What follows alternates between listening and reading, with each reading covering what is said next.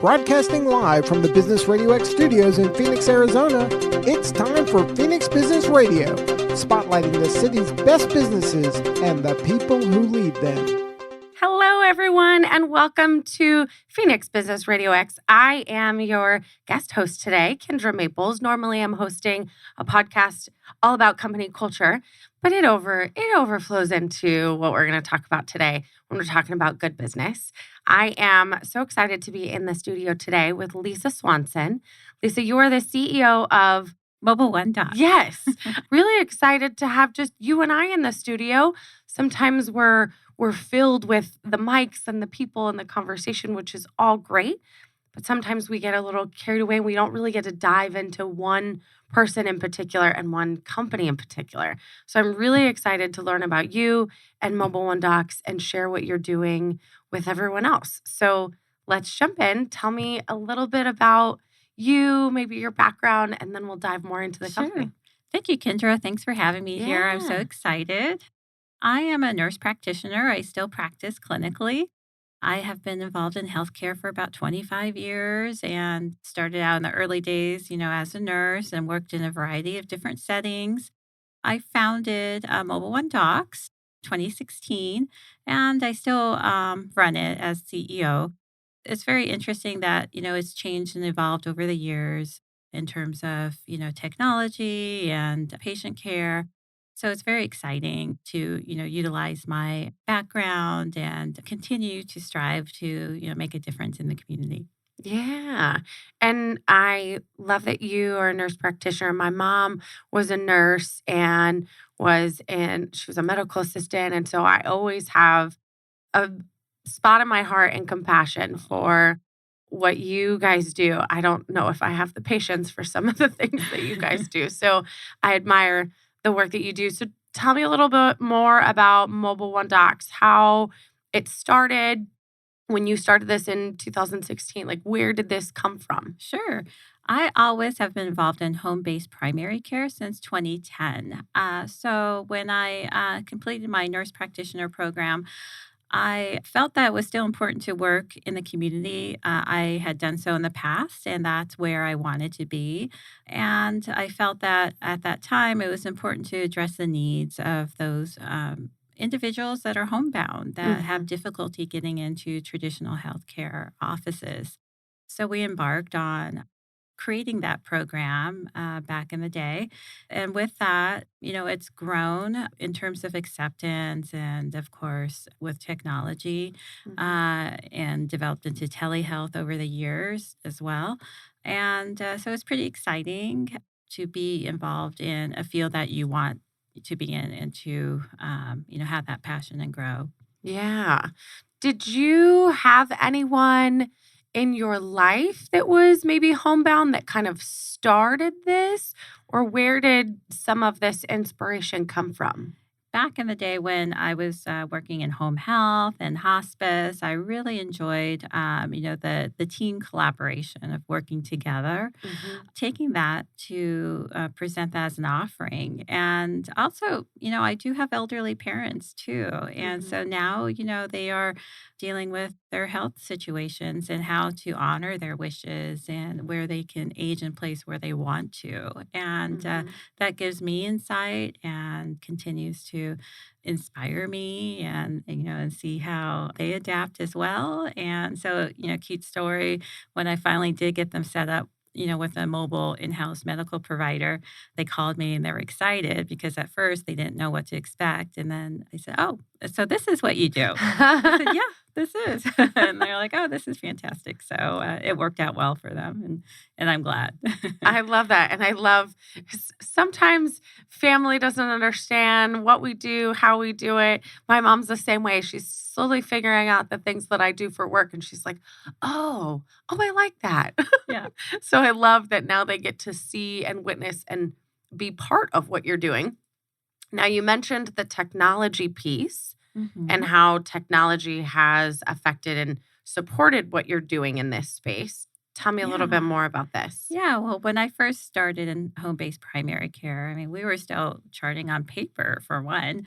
Just from that aspect alone, just, as we evolved into great EMRs that can capture, fantastic data, et cetera. So that's a huge progress. And also, of course, with the pandemic, right? The seniors before then, weren't exposed to telehealth technology. And so what we're finding since then is, that there's much greater acceptance, with that population and their caregivers and families. Yeah. And before the pandemic, was this because I'm thinking we say Yeah, pre-COVID, post-COVID. right. It's a new timestamp for things. Prior to the pandemic and all of that, was this a platform? Was this an opportunity that was as big as I would think of it as now, right? Now to offer that opportunity for them to stay home, right? During the Yeah, pandemic, that was what people needed. So tell me about that transition of kind of pre-pandemic, yeah. post-pandemic. Yeah, certainly was a big change. Pre-pandemic, our business model was to visit patients in their homes. Mhm. And even myself, we would drive to the patient's home. We have the time to be able to sit there, for up to an hour at a time to really, establish a connection with the patient, Mhm. family, kind of take a look at their resources, their home setting, and taking that back to the team to see how we can work together for Mhm. them. With the pandemic, of course, that changed. We actually became busier in many ways. One, we were able to offer, monoclonal infusions in the home setting at that time. So we had to kind of ramp up and change gears pretty quickly. I was thankful that we were able to do that, with great flexibility and to, help make a difference.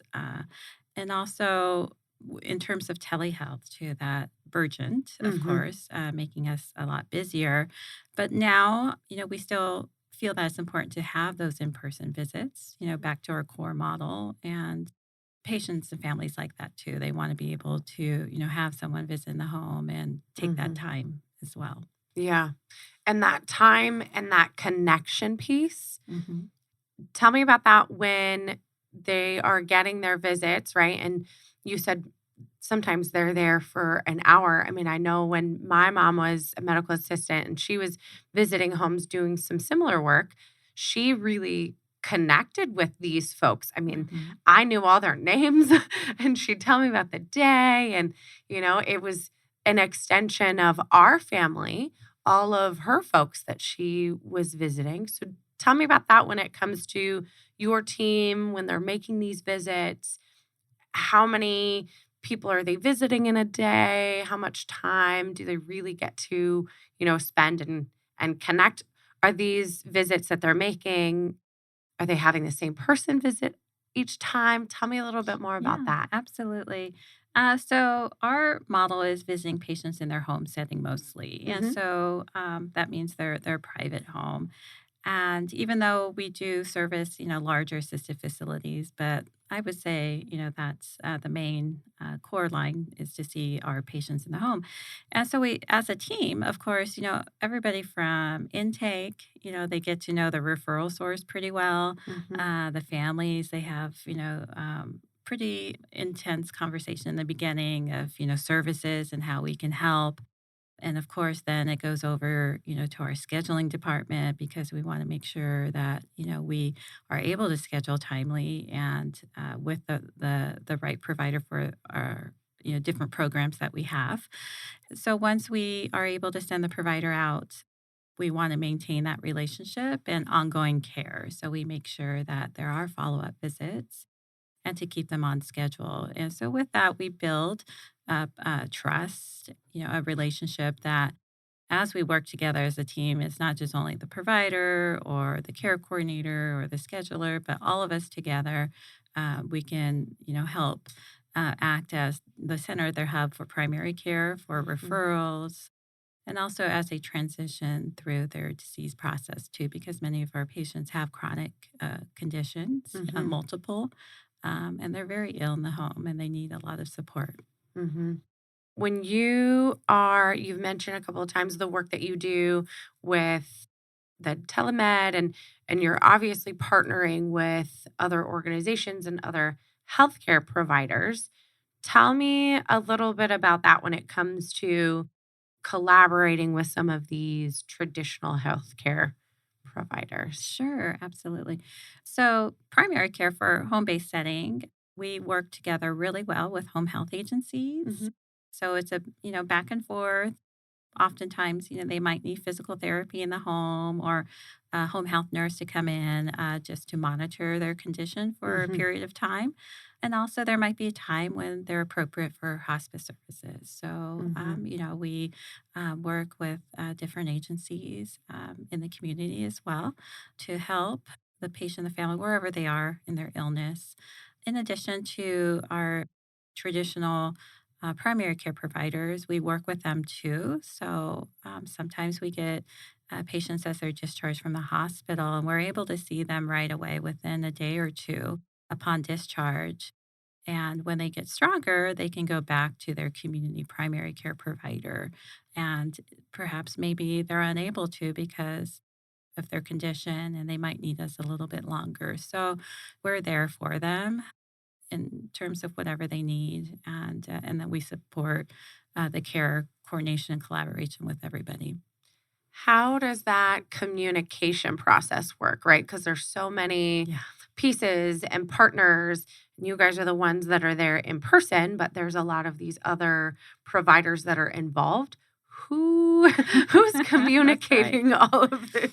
Yeah, that is always the challenge, right? Because there are a lot of moving pieces and parts, but we have a dedicated staff, highly trained, and in our system, make lots of notes, a lot of notations, especially for our referral sources. So we keep a strong connection with them to update them, and each partner they have a different set of workflows or requirements, and so we work with everyone, Mhm. and we try to capture what those needs are first, and then to make sure we accommodate them. And so that's the beauty of being able to work with so many different partners, Yeah. different markets, different settings, and it's very rewarding. Yeah, and you mentioned your team as well. You've got all these different partners and your team. How big? What does your team look like? Yeah, so we're actually in Phoenix and Las Vegas, Reno. Up in Reno, we actually have a on-site clinic for the downtown homeless shelter, Oh, wow. so we're pretty busy there. We also service rural areas such as Bullhead City, Kingman, Okay. and so we're always looking to accept new challenges, grow. We have the ability to. Okay. With the on-site, you said you have an on-site in Vegas Mhm. to focus on that downtown homeless population. That's in Reno. Oh, in Reno. Uh-huh. Okay. So with that, how did that come about? Because that's a little bit different, right? It's not necessarily visiting in home, but that connection and helping the community and the homeless population. Tell Right. me about this. I love that you have that location that has a little bit different of a focus. Right. So we were approached by a payer that worked closely with the county Okay. and to see if we were interested. And so, of course, I said, why not? Right. Yeah. So I went there myself in the beginning just to, see what the needs are. Hmm. We just grew organically from that. And so, main thing right now is, collecting data and, seeing cost of care and how we can make a difference and improve care and delivery in terms of primary care Hmm. as opposed to maybe unnecessary visits where we can help on site first. So that's what we're taking a look at right now, and the response has been amazing. I mean, I get letters sent in Yeah. from them and saying what a difference that having us there, it's very helpful for them, and yeah, it's amazing. I love that. And you said that you were approached. When did that location start? How Mm. long has that been there? I would say about a year and a Okay. half ago. Mhm. Are there any goals for duplicating this in Arizona? We like to. Yeah, that's in the works. Okay. Absolutely. I know that we even just recently we had a couple of folks in the studio, Eric Sperling and Robin Reed, talking about some of their initiatives with focusing on the homeless population and how to help and improve. And so I definitely know that through the studio, we have some folks that I'm sure would be on board if this was something that you wanted to try and bring to Arizona. Oh, It's fantastic. definitely a community, Yeah. an area that we need to focus on out here too. Yes. So I love that you're doing it in Reno. You're getting all the bugs out of the way, maybe figuring out, the quirks and how it works. And Right. then, absolutely there's a space for that here There that we is. can support. On that note of, kind of building and growing and learning, tell me about some of, it can be the good, the bad, the ugly, but tell me some of the stories, the growth areas where you've had to overcome some challenges with this business and the space you're in, or maybe even that particular project, right? Yeah. Well, it's interesting because here we are getting back to our pandemic era. Pre pandemic time, we were always remote. Okay. So our staff, we worked remotely. Yeah. Our remote staff supports our field providers. That really didn't change much afterwards. And we're very versed with dealing with remote workers and our staff really enjoy it too because they're able to have more of a balance Yeah. and we have a great team. Other challenges, I would say always, of course, recruiting, right? Hmm. Because, as, our population is aging and more, how do we keep up with that? Hmm. So we are aware of that and, actively looking at ways, to help support that need. Hmm.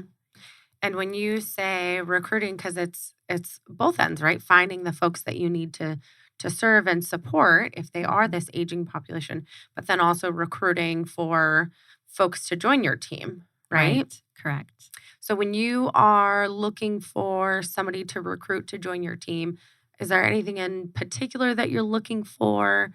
Or, what does that perfect candidate look like for you? Yeah, definitely to have a passion to care for individuals and their families in the home setting, right? Yes. And because it is different from your traditional clinic Hmm. setting, and also being able to drive. Of course, many of us have worked in home health in the past, and we're used to driving, and so that's not a problem. But and also the patient's ability to have shared decision conversations with patients, Hmm. caregivers in a different setting.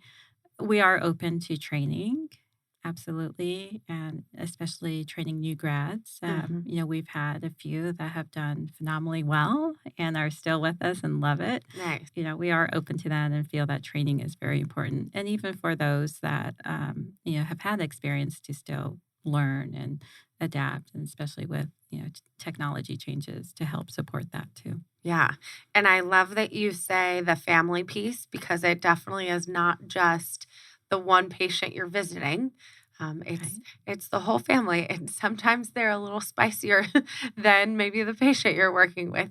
I've Yeah. had my mom come home numerous times, and there's some other family member that's there, and she's like, "I'm just trying to take care of my patient." Yeah. So being able to have that flexibility with communicating with everybody, right? The patient, Hmm. the family, the providers, all of those pieces together. Absolutely. I see that so important. Are there any other gaps that you see in kind of healthcare? And obviously, we're making a lot of progression in the space that you're in, right? And especially today with the flexibility and being remote, like you said, being able to have that flexible schedule, drive to these different shifts. But are there other areas that you see as maybe gaps in this where we can still grow and where maybe you guys need support as well? Sure. I think, of course, awareness, Mm. because we still encounter families that come to us and mention, oh, we've never heard of this before, Yeah. and others have. So I think, being able to, get the word out more, so that, patients and their families are aware of the services that are involved in the home. So Yeah. many of them are just used to, the traditional, and there comes a time where that might not be possible, and it's, taxing for the patient physically to go. Hmm. Also, increasing accessibility, especially in remote areas. Mm. That's always going to be an ongoing challenge. When you say accessibility in some of these remote areas, do you mean more of getting this service out into these remote areas, right? Just Yes, getting the actual human out there to help them? correct. Okay. What are some areas for that accessibility that you think could improve, that could grow? Yeah, I certainly think, of course, telehealth option, Mhm. but then also having maybe, either more of medical assistants, nurses, other delivery providers that can go out to the home to connect, Mhm. with the physician, nurse practitioner, telehealth Mhm. to assist in those remote rural areas. Yeah, for sure. I worked for Wounded Warrior Project in the past, and so that was a constant thing that came up was some of our veterans lived in much more Yeah. rural areas. And how do you get them the accessibility to the VA? If it's not the VA, then what is it, right? It's something like what you guys are doing. It's some other provider that can be in person and give them that support. And it was a constant conversation on that accessibility side. So I hope that in the future we see this shift a little more because it's, like I said, it's been a conversation for 10, 15 years already Yeah. that we're still working on. What are some other areas that you see as far as the future of healthcare? Where do you see this growing into and expanding even further? Yeah, I think, of course, technology is going to change always. And I think looking at the different generations too, Mm, because not only have we been taking care of the elderly, but then what about the newer generation and how they view healthcare and interpret healthcare? Of course, they're more savvy with technology and how they're getting information. So, how do we adapt, to that generation? mhm. And providing them the high quality tools that they need. Yeah, the technology piece now, I mean, some of these students, it's crazy the stuff that they can do and it changes, I swear, on a weekly basis.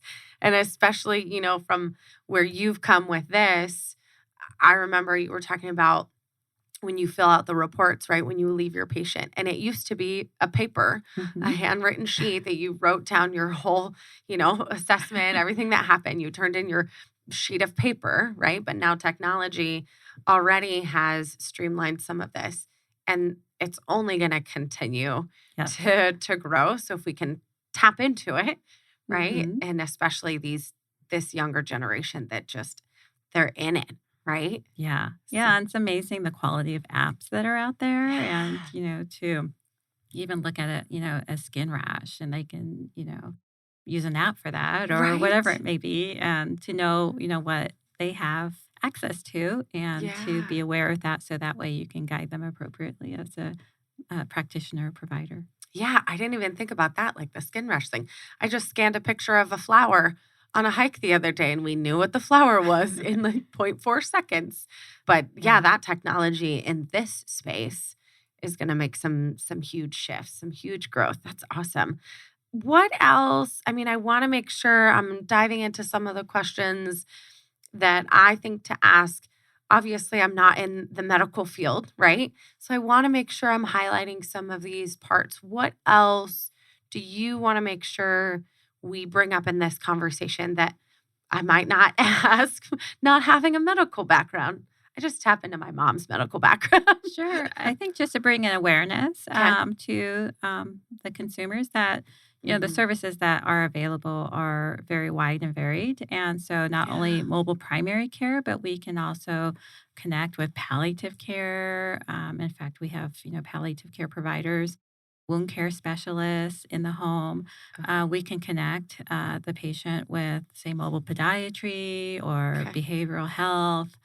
There's so many different facets to help care for that patient in their home setting, and so it's wonderful to see the availability of all these services, but also to increase the awareness. Yeah. Okay, perfect. And then the last thing I kind of want to dive into is you. You mentioned in the very beginning when you said this, you said it started in 2016, right? Hmm. And you said how you were doing it, but you kind of made it seem like this isn't the day-to-day. You're not making these home visits. So tell me about you. Tell me about Lisa. What are you doing? Well, I wear many hats. So, Yes. and I love it. I picked up on that. I started out purely clinical and going into the homes. And it's just so important for me to still have that connection. Yeah. And so I really enjoy and I try to do that still and serve as backup for, our team. As I continued my journey, I had to learn a lot of different roles, especially in terms of business, right? Mm-hmm. And so that's been a great experience. I've had mentors in the past and even now, which I feel it's so important to connect and make sure that you have those Mm-hmm. to lean upon and Oh, yes. to learn from and somebody that you can talk to about your experiences or struggles or challenges and get the inspiration. So I feel that that's very important. I've been, very thankful to have, those individuals to help. And, it's lifelong learning. Absolutely. Yeah. Yeah. And the coaches and the mentor piece is so important, especially like you, right? If you're going from being in the medical space to then creating a company around it, it's a shift. It's a new area. I've done something similar, not in the medical space, right? But being in a field and then stepping out to create a business around it and tapping into those coaches and those mentors is so vital. I have had a few conversations about this lately.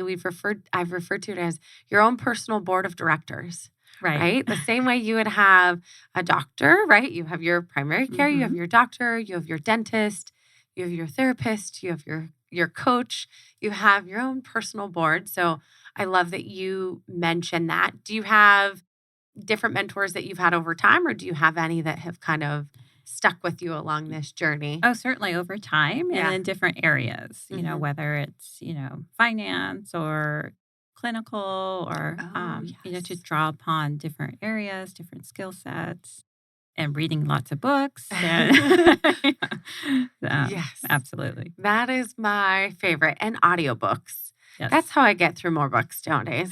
And then by the end of the month, when I say, "Oh, I read 8 books," everyone's really impressed. Really, it's just because I drive a lot. Yes. So I'm listening to audiobooks. I love this. What, as we kind of start to wrap up the conversation, I know a big thing that we want to make sure we bring to everyone is the awareness piece, right? Mhm.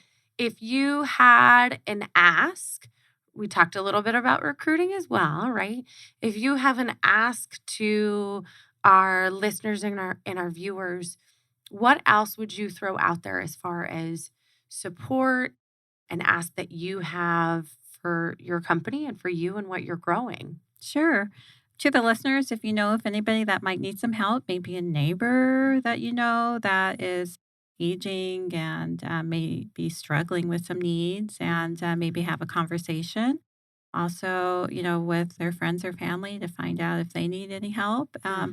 That's how we get our calls in, Yeah. and they have different questions, and whatever it is, just call, and we can try to vet it out and see. If we can't help, maybe we can steer them in the direction where they need to go, Yeah. or maybe we can't help. Yeah. I'm extremely thankful that you just said that because a lot of times, at least I've seen with neighbors and friends, is you have, maybe that older neighbor and you don't really know if they have family and you don't really know what support they have, right? And if Right. no one else is making those calls to give them that support, then they might not get it.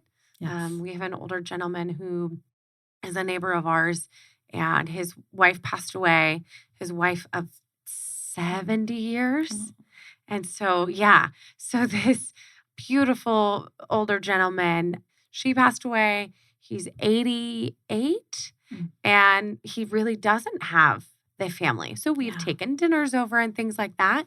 But I'm glad that you say, just to make that call, to share that support because they might not know these resources are out there. They're just trying to survive. Mhm. And so, really making it a community effort to have our eyes open on some of our neighbors like that might need that help. So when you say make the call, so say I'm the neighbor, I see this gentleman next door, he needs some help. who do I call? What do I say when I'm reaching out to your team? Sure. So you can definitely call our phone number anytime, Okay. 24/7, Okay. and that's 888-709-8721. Or go to our website, which is mobileonedocs.com, and it's all one word with one spelled out. And you can connect that way as well.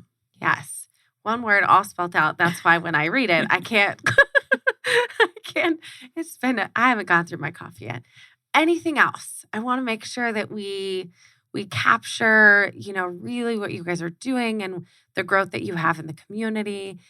Is there anything else that you want to make sure we get to everyone? I just really feel strong about making that call Yeah. because every case is different. Every person and their situation is different. Yeah. And so we want to be able to personalize that and help them individually with what they need. I love that. And so the website and the phone number, is that the best place for folks to reach out?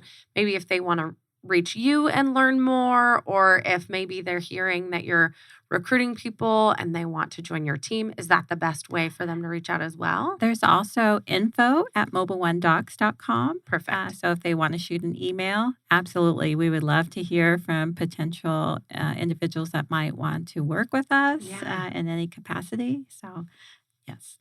Awesome. And then if they want to reach out to you in particular, is that still the best way? Oh, Or, sure. okay. Yeah. Yeah.